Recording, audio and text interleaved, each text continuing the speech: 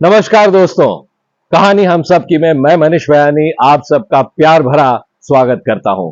कैसे हैं आप लोग? उम्मीद करता हूं अच्छे ही होंगे, अच्छे ही रहना।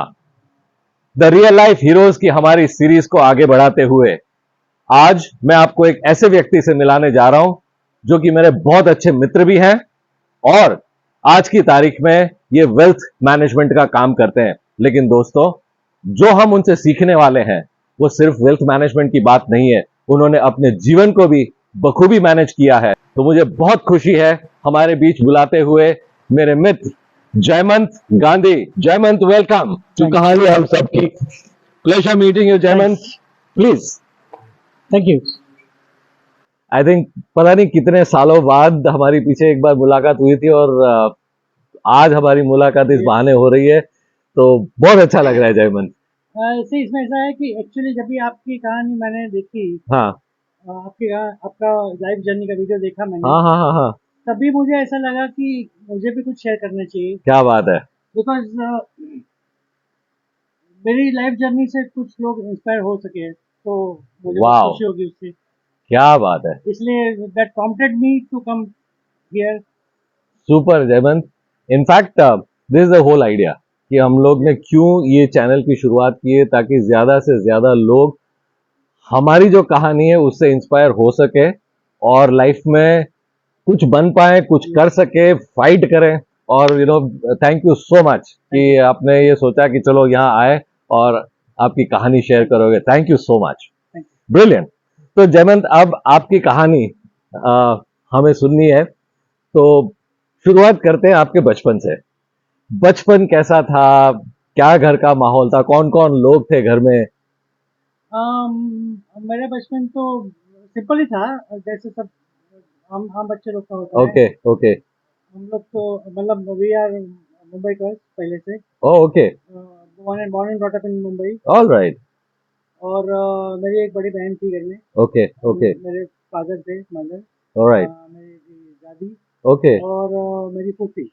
क्या मेरी सो फूफी जॉइंट हमारे साथ फैमिली? में, जॉइंट फैमिली। हाँ, मेरी अच्छा फूफी हमारे साथ में रहती थी। अच्छा। मेरी फूफा की बहुत जल्दी इंतकाल हो गया था, ओ। इसलिए मेरी फूफी हमारे साथ में रहती थी। हम लोग मतलब 6 लोग थे घर में, अच्छा। 6 मेंबर्स थे घर में। All right. और बचपन तो जैसा मतलब सबका होता है ऐसा कि अगर पापा घर पे आएंगे उसके पहले घर पहुंच जाना है, स्कूल से आके फिर अपना बस्ता फेंक के फिर खेलने जाना है। पापा घर पे आएंगे उसके पहले घर पे आ जाना है करेक्ट और टेबल करेक्ट पे बैठ जाना है होमवर्क करते हुए। करेक्ट। वैसा सबका होता है, वैसा ही हम लोग बिल्कुल। का भी माहौल था हाँ। घर में। ऑल तो राइट। वैसे ही बड़े हुए। क्या बात है। और स्कूलिंग कहाँ पर हुई? स्कूलिंग भी घर में ही थी। अच्छा स्कूलिंग भी घर में थी, मेरे घर के सामने ही मेरी स्कूल थी। अच्छा तो मम्मी रास्ता क्रॉस करवा देती थी सुबह से, ये third second third standard fourth standard तक। अच्छा। और फिर चले जाओ आगे। क्या बात है, मतलब नसीब वाले हो कि एक रास्ता क्रॉस करके सामने ही आपकी स्कूल हुआ करती थी। क्या बात है। एक, तो आप इंग्लिश मीडियम में पढ़े, गुजराती में? मैं गुजराती मीडियम। गुजराती मीडियम में पढ़े हो? यस। पूरा 10th स्टैंडर्ड पूरा तक? स्टैंडर्ड स्टैंडर्ड तक गुजराती मीडियम। क्या बात है। तो कैसा रहा वो स्कूल वाला पीरियड आपका? मतलब कोई स्कूल की कोई बातें याद हो आपको, जो कि ऐसा आपको पीछे याद कर कैसा लगे, अरे क्या वो वक्त था? हाँ, वक्त तो बहुत ही सिंपल एंड बहुत ही अच्छा वक्त था, इन द सेंस कि कोई जिम्मेदारी तो थी नहीं। करेक्ट। वो अभी मैं मेरे बच्चों को भी आज जोकिंगली बोलता हूँ कि हाँ। वो आप लोग तो क्या, तो फादर का होटल है, मदर का रेस्टोरेंट है, वैसे रहते हो। तो वैसे ही सब हमारा भी ऐसे ही था। हाँ। तो वैसे ही था, बस स्कूल में जाना सुबह और हम्म। सुबह सुबह ट्यूशन में जाना, फिर स्कूल में जाना, फिर आके 5:30 बजे आके अपना बैग बाजू में फेंक देना और खेलने और जाना। खेलने जाना। पापा ऐसे सेट कि करेक्ट। पापा घर पे आए, 7:30 पौने 8 बजे पापा घर पे आते थे, उसके पहले आ जाना हाँ। और चुपचाप बैठ जाना होमवर्क के लिए। राइट। और फिर खाना खाना। All right. मस्ती वस्ती करते थे बचपन में मस्ती कुछ? वस्ती बहुत तो नहीं करते थे हम लोग, मैं थोड़ा सा शाय किस्म का अच्छा। लड़का था। ओके। थोड़ा नहीं, बहुत एक्चुअली। ओह। School okay. में तो बहुत ही शाय शाय का लड़का था हम लोग अच्छा। तो। खेलना बहुत करते थे ओके स्कूल के, I mean, हमारे आजू बाजू ओके ओके। आजू बाजू के दोस्तों के साथ बहुत खेला करते थे। ओह। और हाँ, पढ़ाई लिखाई में कैसे थे? पढ़ाई लिखाई में I was good right from beginning. मुझे उसमें इंटरेस्ट ही था, अच्छा, पढ़ाई लिखाई में बहुत इंटरेस्ट था। ओके, तो अबाउट फोर्थ फिफ्थ स्टैंडर्ड तक तो मैं एक एवरेज स्टूडेंट था। अच्छा, फिर बाद में मेरा इंटरेस्ट बढ़ा उसमें से, तो आई पिक्ड अप, ओ, फिर अच्छा करने लगा मैं। Very nice. तो स्कूल में कुछ ऐसा था जयवंत कि बड़ा होकर के मैं ये बनूंगा, ऐसे होता है ना बच्चे लोगों का, पूछो तो मैं पायलट बन जाऊंगा या मैं डॉक्टर बन जाऊंगा, तो कोई ऐसा कोई सपना रहा था स्कूल में? हाँ, स्कूल में अभी बहुत लोगों को विश्वास नहीं होता है, और मुझे भी आज मैं देखता हूँ पीछे तो लगता है कि ये कैसे हो गया। अराउंड 8th और 9th स्टैंडर्ड में ही मुझे ऐसा लग गया था कि सीए करना है। 8th स्टैंडर्ड में सीए एट करने का ख्याल एट आया? स्टैंडर्ड में ख्याल आया, बिकॉज अच्छा कोर्स है, ऐसा सुना था, और हाँ, मेरा इंटरेस्ट भी वो साइड पे जा रहा था। ओके, बिकॉज मैं साइंस स्टूडेंट तो था नहीं, हाँ, और आर्ट स्टूडेंट भी नहीं था। हाँ, तो मुझे लगा कि ये करना है। अरे क्या बात है। और तभी सुना था कि बहुत डिफिकल्ट है, बहुत टफ है, हाँ, और अराउंड 2 to 5% रिजल्ट होता है, ओके, अराउंड 90% फेल होते हैं ओ, लोग। हाँ, but I was pretty confident कि ओ, वो टाइम से ही I was pretty confident, school time से ही आई वाज प्रेटी कॉन्फिडेंट क्या बात है, कि तो ये तो हो जाएगा। क्या बात है। मतलब ये 2-5%, 95% ये मैंने बहुत बाद में सुना था। 8वीं में शायद सीए क्या होता है ये भी मुझे नहीं पता था। तो क्या बात है, बहुत बढ़िया। और कोई बात है स्कूल की जो याद हो जयवंत? या उसमें मेजर टर्निंग पॉइंट रहा मेरा 6th स्टैंडर्ड का एनुअल एग्जाम। अच्छा, 6th स्टैंडर्ड का annual exam it was April 1981। Okay, मुझे याद है बराबर से, 4 पेपर हो गए थे ओके, एनुअल एग्जाम के, हाँ, लास्ट 2 बाकी थे। अच्छा, तो मैं लास्ट के सेकंड लास्ट पेपर की पढ़ाई कर रहा था हाँ, रात को। तो मुझे अचानक से पेट में दर्द होना शुरू हुआ। Oh, it was appendicitis, very serious क्या बात करो, अपेंडिसाइटिस। और मुझे अर्जेंटली हॉस्पिटल ले जाया गया, और ऑपरेशन किया गया। मैं लास्ट 2 पेपर दे भी नहीं पाया। अरे बाप रे। तो that was a turning point actually. तो दैट वाज अ कैसे वो, टर्निंग कैसे पॉइंट। मतलब टर्निंग पॉइंट कैसे बन गया टर्निंग पॉइंट जीवन इन द का? सेंस कि एक एक तो पॉइंट ये था कि अब प्रॉब्लम से निपटने की ताकत अर्ली स्टेज में ही, अर्ली लाइफ में ही आ गई। ओ, यस, प्रॉब्लम से निपटने की it was the last stage. Doctor रात को डॉक्टर आए 12 बजे, हाँ, मुझे याद है, हाँ, अराउंड 12 बजे। हमारे फैमिली डॉक्टर हाँ, बोला immediately go to the hospital. Okay, ये said immediately go to the hospital. हाँ, तो मैं मुंबई में ही ऑफ कोर्स हॉस्पिटल में किया। हाँ, तो एक मतलब मैं कहा वैसे ही कि प्रॉब्लम से निपटने की ताकत आ गई।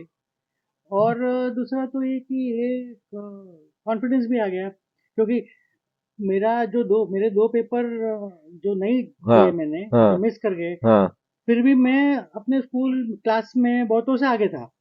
क्या बात कर रहे हो, बिना वो 2 पेपर बिना दिए? 2 पेपर दिए भी बहुतों से आगे था, तो मुझे वो तो कोई इशू ही नहीं लगा कि ये डिफिकल्ट है। तो मैं बोला, वो सोच रहा था वो तो हो जाएगा, उसमें कोई प्रॉब्लम वाली बात अरे नहीं है, क्या टेंशन नहीं। बात है। और मतलब आप हॉस्पिटल में गए, कितने दिन रहना पड़ा हॉस्पिटल हॉस्पिटल में? में 12 दिन। 12 दिन हॉस्पिटल में थे? 12 दिन हॉस्पिटल में।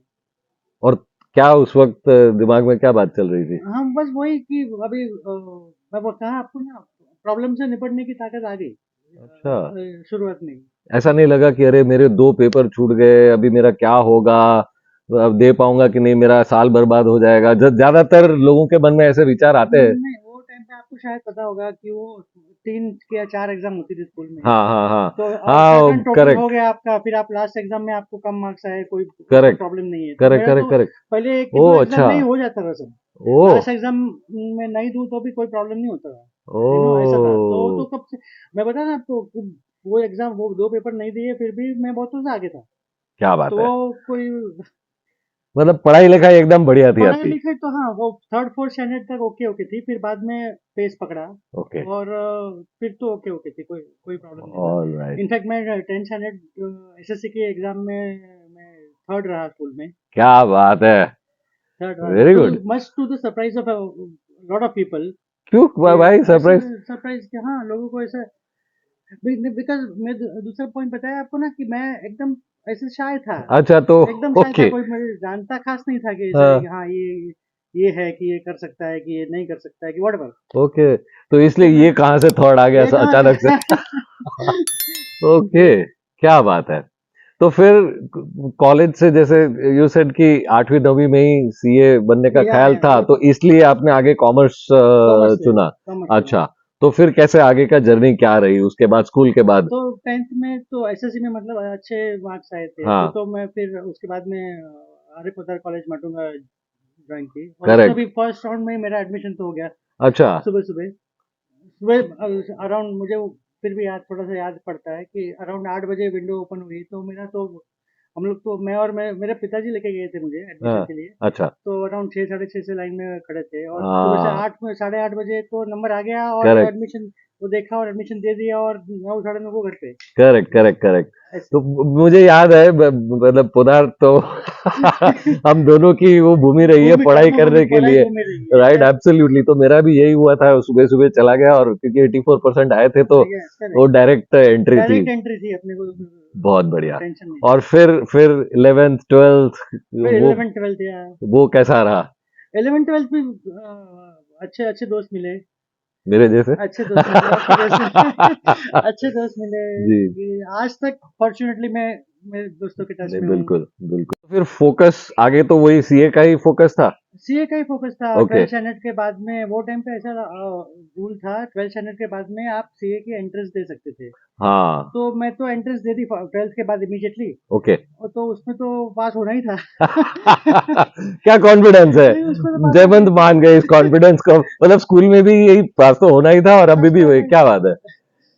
पास तो होना ही था। राइट, तो फिर उसके बाद में कॉलेज कंप्लीट की, जी। और वो टाइम पे दूसरा एक रूल भी ऐसा था कि कॉलेज के साथ में आप सीए की पढ़ाई नहीं कर सकते थे।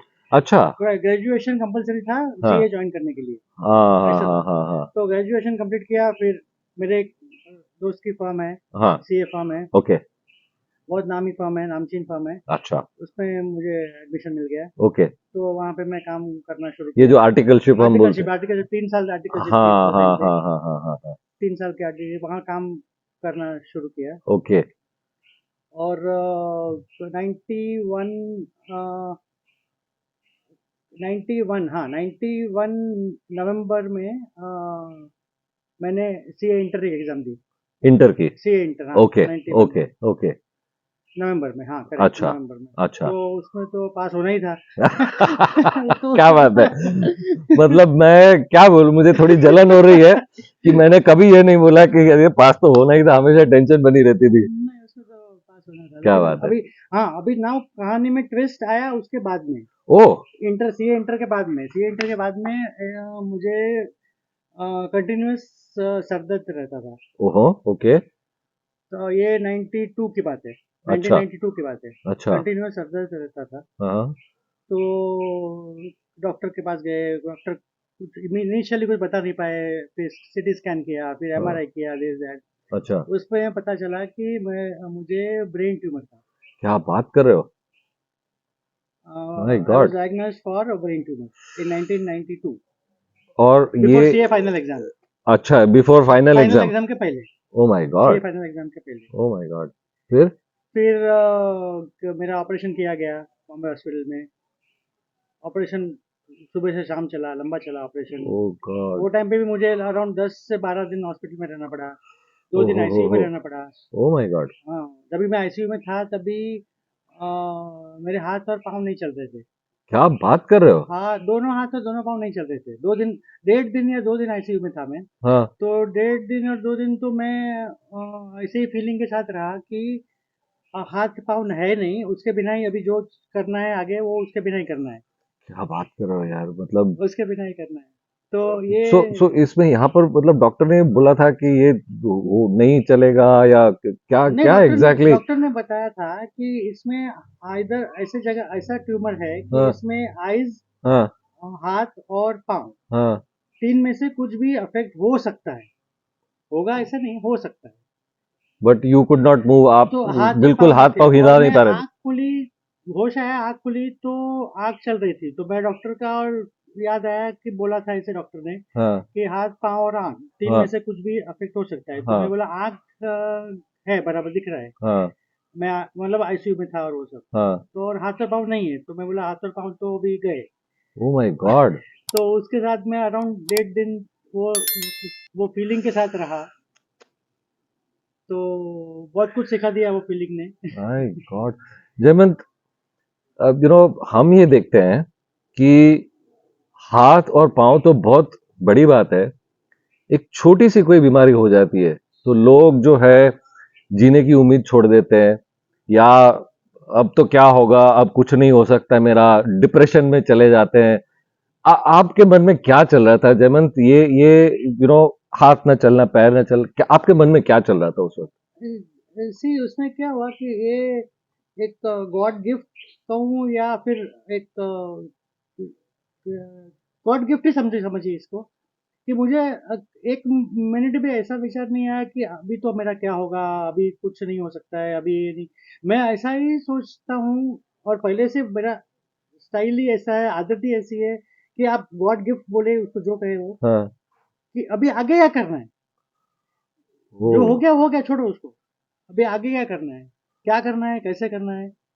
तो मैं वही सोचता था, ओके हाथ पाँव के बिना कैसे आदमी रह सकता है, कुछ कुछ छोटा बहुत अभी कभी कभी देखा था टीवी पे। हाँ। वो टाइम पे तो व्हाट्सअप तो थे नहीं, कुछ हाँ। वीडियोज हाँ। जो आज देखने को मिलते हैं। करेक्ट। तो कुछ कभी कभी देखा था, फिर तो बोला ओके चलो हाथ पाँव के बिना कैसे रह सकते हैं, देखते हैं, चलो कोशिश करते हैं।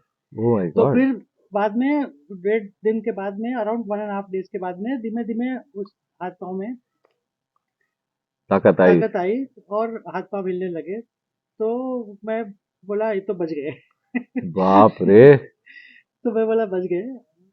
और इन हाथ पाँव का असर तो बहुत महीनों तक रहा, अच्छा। बहुत महीनों तक रहा। मैं कपड़े पहनने को प्रॉब्लम हो रहा था, खाना खाने को प्रॉब्लम हो रहा था, ओ वो सब हो रहा था, लेकिन हो। वो इट वाज नवंबर 1992, अच्छा। नवंबर 1992, तो I will be celebrating 30 years of my.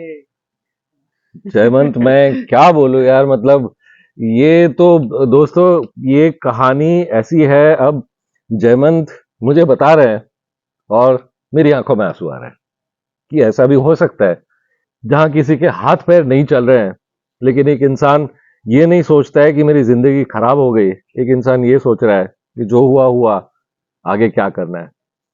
Jaymant, मुझे लगता है कि आपकी स्टोरी से बहुत सारे लोग इंस्पायर होंगे और जिंदगी में बहुत कुछ कर दिखाएंगे।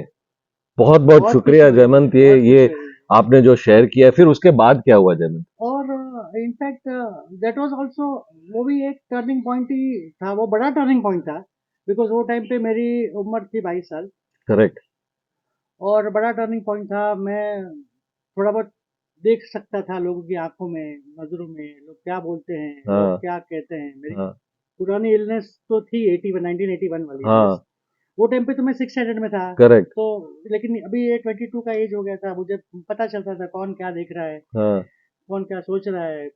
तो उसने, वो इलनेस ने जो सिखाया वो तो आई डोंट थिंक कोई सीए कोर्स भी सिखा सकता है। बिल्कुल बिल्कुल। क्या क्या लोगों का क्या रिएक्शन था जयवंत? नहीं, कई लोगों का ऐसा था कि अभी तो ठीक है, तो रहेगा ऐसे ही, क्या इस हाथ पाँव चलेंगे नहीं चलेंगे, ठीक है, चल नहीं। ऐसा कोई लोगों ने तो एकदम ही राइट ऑफ ही कर दिया था। अच्छा। कि हाँ, राइट ऑफ करने वाले बहुत थे, ओ। With of course with due respect to everybody. Correct. Right off करने वाले बहुत थे कि अभी ये तो ठीक है वहाँ पे कोई प्रॉब्लम नहीं है। माय ये तो गॉड। कोई, तो बहुत कुछ देखने को मिला, बहुत कुछ सीखने को मिला। मतलब शायद ये बोलने वाले बहुत कम मिले कि जयवंत, कोई बात नहीं, हम आपके साथ हैं, कुछ भी है, तुम बहुत कुछ कर सकते हो। ये बोलने वाले कम मिले, यस यस लेकिन ज्यादातर लोगों ने ये कहा कि मतलब एक सिंपथी, जिसको आप यस बोलते हो सिंपथी यस दिखाना और छोड़ देना। My yes. गॉड। फिर कैसे अपने आप को संभाला जयवंत? फिर तो अभी मैं जब भी पूरी तरह से ठीक हो गया, लगभग अराउंड 3 महीने के बाद में, ओके। तो फिर तो मैं I was on my own. All right. I was on my own as usual, हाँ। कि अभी तो सीए फाइनल करना है, अभी तो क्या, अभी फाइनल करना है तो वो करना है। तो उसके अभी गया बाद? वो गया वो हो गया, as usual, my as per my nature, जो गया वो गया, वो हो गया वो हो गया। अभी हाँ। तो सीए फाइनल करना है, आगे करना है जो करना है। All right. तो फिर कब किया CA final? CA final unfortunately मैं पास नहीं हो पाया। अच्छा। हाँ, अनफॉर्चुनेटली मैं पास नहीं हो पाया, 2 बार या 3 बार पास नहीं हो पाया। उसके बाद में मैं पास हो गया। और तो यहाँ भी मतलब जिद नहीं छोड़ी। ना ना ना, जिद छोड़ने का तो कोई सवाल ही नहीं पैदा होता था। वो इनफैक्ट वो भी मेरे दिमाग में कभी आया ही नहीं हाँ कि अभी नहीं पास हो पाया 2 बार या 3 बार, तो हाँ क्या करूँ अभी, क्या हाँ कैसे? हाँ। वो दिमाग में कभी आया ही नहीं। ओ। और आई वाज़ फॉर्च्यूनेट, मेरे मैं उसे अपना गुड फॉर्च्यून मत समझता हूँ। तो ये थी कहानी मेरे फ्रेंड जयमंत गांधी की। एक ऐसी कहानी जिसमें कई सारे उतार चढ़ाव थे, कई सारा फाइट बैक था, लेकिन जयमंत का इन सारे उतार चढ़ाव से निपटने का या ये फाइट बैक करने का तरीका कुछ अनोखा ही था, और हम करेंगे उसके बारे में बात। लेकिन सबसे पहली बात कि जयमंत ने ये सोच लिया था कि वो चार्टर्ड अकाउंटेंट बनेगा जब वो 8वीं या 9वें स्टैंडर्ड में था। तो कई बार हमने देखा है कि बच्चे बोलते हैं जब वो बिल्कुल यंग होते हैं तो कहते हैं कि मुझे ये बनना है, मुझे वो बनना है, चाहे वो पायलट हो, शेफ हो, म्यूजिशियन हो, कोई भी बात हो। और हम एज पेरेंट्स कई बार उसे बहुत लाइटली ले लेते हैं, ये सोचकर कि ये तो बच्चा है, इसे क्या समझ में आता है, और हम उसके ऊपर ध्यान नहीं देते हैं। और कई बार यह भी हो जाता है कि हमारी कुछ डिजायर्स होती है एज पेरेंट्स, हम चाहते हैं कि बच्चा हमारा वही डिजायर फुलफिल करे, और हम उस तरह से उनको कोई एक स्ट्रीम चूज करने के लिए कहते हैं, और साल 2 साल पढ़ने के बाद बच्चा ये कहता है कि मुझे तो वहां मजा नहीं आया, और फिर वो कई बार अपने पसंद की स्ट्रीम सिलेक्ट करते हैं और उसमें 2-3 साल वेस्ट हो जाते हैं। तो समझ में मुझे ये बात आई कि क्या हम जो बच्चा कह रहा है, कई बार होता है छोटे बच्चों को भी बहुत क्लैरिटी होती है कि मुझे लाइफ में क्या बनना है, जैसे जयमंत को थी। तो क्या हम थोड़ा सा उनके ऊपर ध्यान दें, थोड़ा उन्हें ऑब्जर्व करें और उन्हें वो करने के लिए थोड़ा सा प्रोत्साहित करें और देखें, और उसके बाद उन्हें हम उसी दिशा में आगे बढ़ने के लिए प्रोत्साहित करें, तो हो सकता है जिस तरह से जयमंत चार्टर्ड अकाउंटेंट बने, हमारा बच्चा भी जो उसे चाहिए वो बन सकता है। जयमंत जब 6th स्टैंडर्ड में थे, करीबन मुझे लगता है एज उनकी 11 साल के आसपास रही होगी, तब उन्होंने कहा कि उनको अपेंडिसाइटिस हो गया था। एग्जाम्स चल रही थी, 4 पेपर हो चुके थे और पेट में दर्द हुआ और उन्हें हॉस्पिटल तुरंत ले जाया गया। डॉक्टर ने कहा कि अगर थोड़ी सी और देर हो जाती तो कुछ भी हो सकता था। इस तरह की क्रिटिकल सिचुएशन में जयमंत थे। लेकिन इस सिचुएशन ने उनके ऊपर क्या इंपैक्ट डाला? उन्होंने कहा, 2 चीजें उन्होंने इसमें से सीखी। उन्होंने कहा कि अगर मैं इसमें से निकल सकता हूं तो मैं लाइफ में कुछ भी कर सकता हूं, और एक एक गजब का कॉन्फिडेंस अपने अंदर उन्होंने पाया। और उन्हें इस बात की भी चिंता नहीं थी कि पढ़ाई में मेरा क्या होगा। उनको यह पता था कि मैं पहले की एग्जाम्स में बहुत अच्छा कर चुका हूं, पास तो मैं हो ही जाऊंगा। लेकिन दोस्तों, इस उम्र में इस तरह की बीमारी होना जो कि बहुत पेनफुल है, कितना मेंटल एंड्योरेंस उन्होंने उस वक्त दिखाया और अपने आप पर कितना कॉन्फिडेंस दिखाया। तो शायद हमें भी यही सोचना है कि बीमारी हो सकती है, लेकिन उस बीमारी के बाद हम क्या सोचते हैं, यह हमारे लिए बहुत जरूरी है। एक और घटना घटी उनके जीवन में, इस बार पिछले टाइम से बड़ी बीमारी, और एक ऐसे मुकाम पर जहां उनका करियर डिसाइड होना था। वो देने वाले थे सीए फाइनल एग्जाम, और इस बार बीमारी थी ब्रेन ट्यूमर की। फिर से हॉस्पिटल, और फिर से 12 दिन हॉस्पिटल में रहना। और इस बार तो डॉक्टर ने यह भी कह दिया था कि इस बीमारी की वजह से या तो इनकी आंखें या हाथ या पैर, ये कुछ भी खो सकते हैं।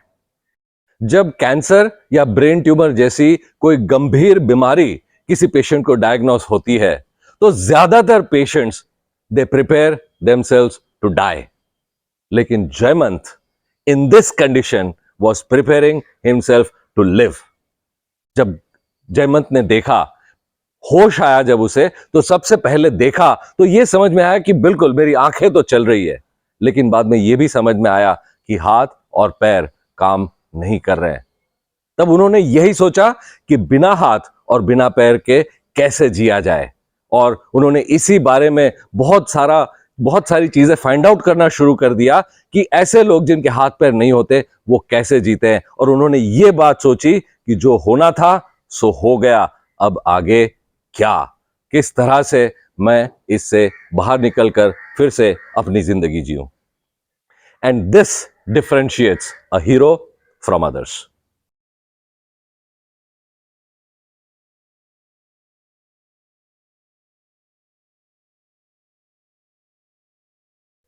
तो ये थी कहानी जयमंत की, बीमारी से लड़ना, बीमारी से लड़कर बाहर निकलने की जयमंत की कहानी। लेकिन इसके आगे भी बहुत कुछ है जो जयमंत ने हमारे साथ शेयर किया है कि किस तरह से इसके बाद उन्होंने अपनी प्रोफेशनल लाइफ को जारी रखा, और वो हम देखेंगे पार्ट 2 में। तो फिर आपसे मिलेंगे पार्ट 2 में, लेकिन तब तक के लिए please take good care of yourself. नमस्कार।